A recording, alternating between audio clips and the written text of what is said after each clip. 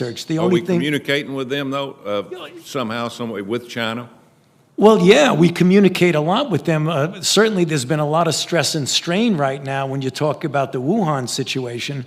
But our colleagues in Shanghai, our colleagues in Beijing, we communicate with them all the time. Senator Tuberville.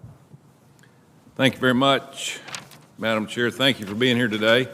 I know it's hard work, and you need to get back to work. You know, my former job, you know, I had to win games. And in your business, we got to win. And right now, we're not winning. Johns Hopkins University just made a report last week that this year we've lost 353,000 people. And to this point, last year, that's how much we lost the entire year. It's a little perplexing that, you know, we've got 2 vaccines, boosters, and we got masks and all that. We still got to win. We got to win this fight. I mean, I think everybody understands that. You know, I recently wrote an op-ed talking about how we need an all-above approach. We need every tool in the toolbox to be used. Been talking to doctors all over Alabama. We've had a tough problem. They are very upset that they don't have the freedom to treat like they should have the freedom to treat.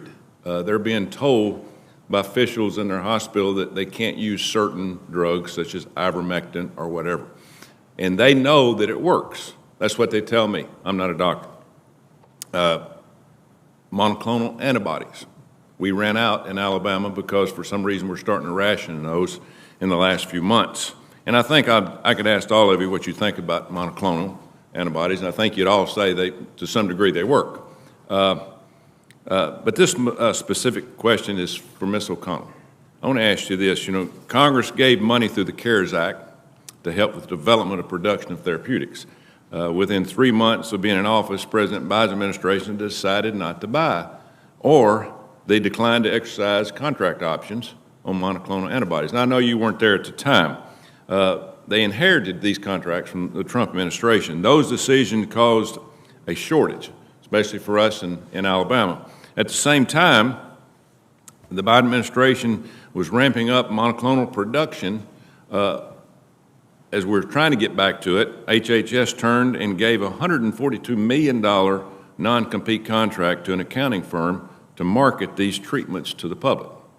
The administration hired KPMG to promote a therapeutic that the government stopped buying. That makes no sense. I looked at the website, and my son and I could probably put it together for $10,000. We paid $142 million. So I'm just asking you, Ms. O'Connell, I understand that HHS is currently reviewing this.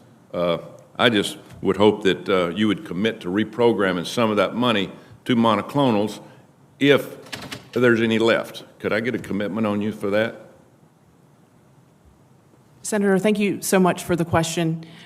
We have seen a change in the monoclonal landscape. When the ASPR therapeutics team began looking at the distribution models in February, a lot different than we experienced during the Delta surge, 20-fold increase in demand for monoclonals.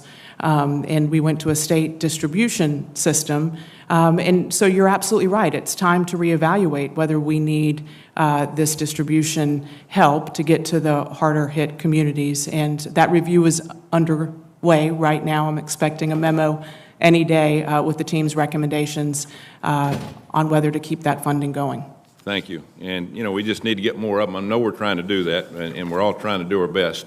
But, you know, we just got to try to do it the right way. Dr. Fauci, you talked a lot about gain-of-function research and whether or not U.S. funded it. I'm not a doctor. I'm not a scientist, so I'm going to just ask you straightforward here. You know, what kind of biological research is China actually conducting as we speak that we know of? Yeah. Well, right now, when you say China, China is well beyond the Wuhan situation. There's research that goes on collaboratively with the United States, not only with NIH, but with any of a number of organizations, including the CDC, where we have Chinese researchers. The funding that goes on right now, that was just mentioned with Dr. Paul, we are not funding the Wuhan Institute anymore. that's for sure. But I can't testify to the scope of research that goes on beyond what the NIH So the funds. WHO, they don't communicate with us because we're paying them $400 or $500 million. Yeah. Surely to goodness, they have something to do with what Right. China's doing. Yeah, for the most part, the research that comes out of China, if you look at the things over the years, I'm talking not in this capsule of period where it's all focus on China, anti-China. I'm talking about decades of collaboration, particularly in the arena of influenza and other diseases. There's a lot of research going on. I don't think I can tell you what all the research is going on because I don't have eyes on all the research. The Are only we thing, communicating with them, though, somehow, some way, with China? well, yeah, we communicate a lot with them. Certainly, there's been a lot of stress and strain right now when you talk about the Wuhan situation.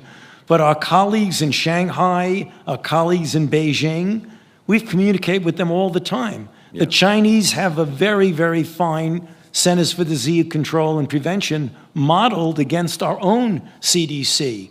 And our CDC is in very good collaboration and cooperation with them. I just think that if they'd have let us in early, that we may have not been in this situation, maybe the world in this situation that we're in. I hope you would agree with that, and they just kind of shut us off. No, absolutely. And we want to find all the information we can. And the NIH and the entire HHS has been very much in favor of all transparency and getting to know all the information of what's going on in China. We're all very much in favor of that. We want more transparency. Thank you. Thank you.